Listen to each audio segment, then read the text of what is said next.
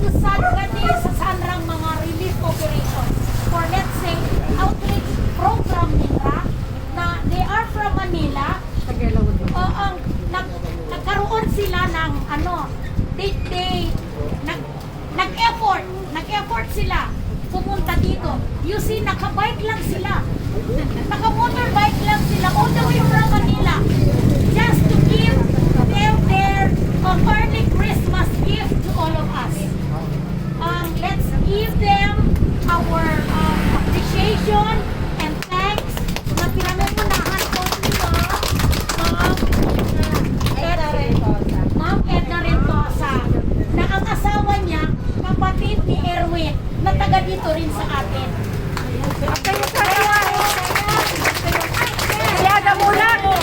Thank you very much.